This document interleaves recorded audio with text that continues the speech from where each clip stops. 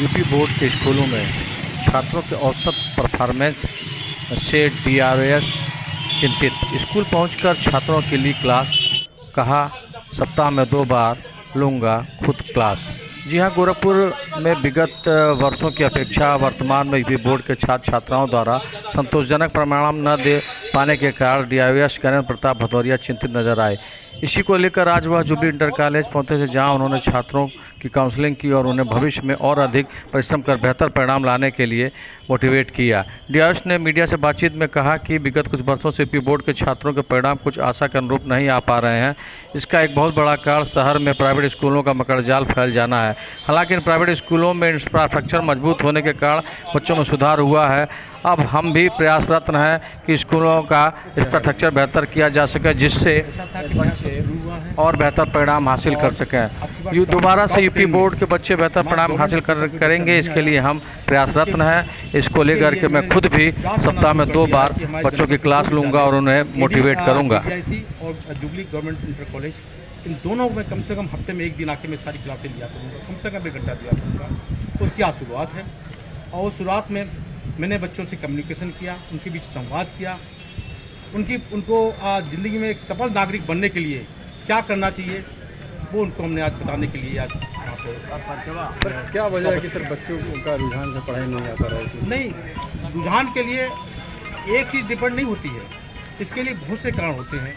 घर का माहौल भी होता है, स्कूल का माहौल भी होता है, टीचर भी होते हैं, प्रिंसिपल भी होते हैं और पाठ्यक्रम भी होता है। इस सब के प्रयास से पूरा प्रयास होगा कि टॉप 10 में हमारे बच्चे 100% आने चाहिए। सर किन तरह की बातों पीछे गए बच्चे से?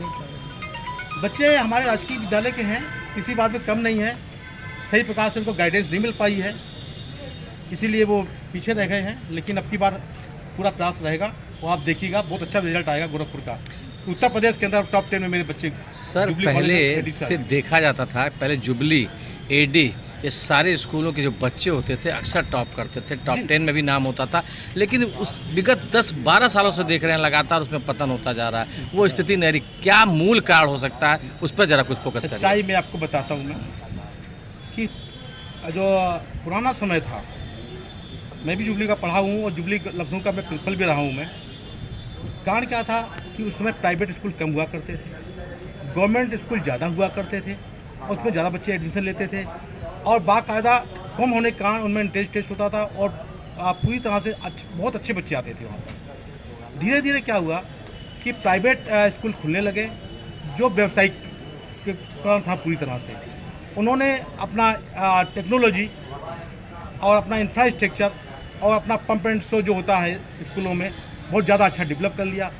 तो क्योंकि दिखावा पसंद होने के कारण माँ बाप ने ज़्यादातर उधर अच्छे बच्चों को डालना शुरू कर दिया, इसलिए अब प्राइवेट स्कूलों का जो रिजल्ट है कुछ अच्छा नहीं लगा है। लेकिन हाँ, गवर्नमेंट का प्रयास है, लगातार हम लोग लगे हुए हैं कि अब बच्चों को जितना ज़्यादा इंफ्रास्ट्रक्चर है और जो भी पंप शो करना है उनसे मैं किसी बात कम नहीं रहेगा मेरा विद्यालय। और अब की बात 100% जो कदमा हमारी खो गई थी वो आगे बढ़ेगी, रिजल्ट अच्छा है। सर केवल इसी विद्यालय की बात है कि प्रदेश के और भी विद्यालयों सारे विद्यालयों की बात कर रहा हूँ, इंफ्रास्ट्रक्चर बदलने की बात? क्योंकि प्रोजेक्ट अलंकार योजना और कायाकल्प योजना, बेसिक में कायाकल्प योजना आ गई है। आपने देखा होगा कि आज से 5 साल पहले बेसिक स्कूलों की हालत थी, माध्यमिक स्कूलों की हालत थी। आज 5 साल के बाद आप देखिएगा कि आप कहीं चले जाएंगे, आपको मतलब पढ़ाई से लेकर इंफ्रास्ट्रक्चर तक और जो भी वो स्कूल में वो होता है रंगाई पुताई बहुत अच्छी मिलेगी। ठीक सर, थैंक यू।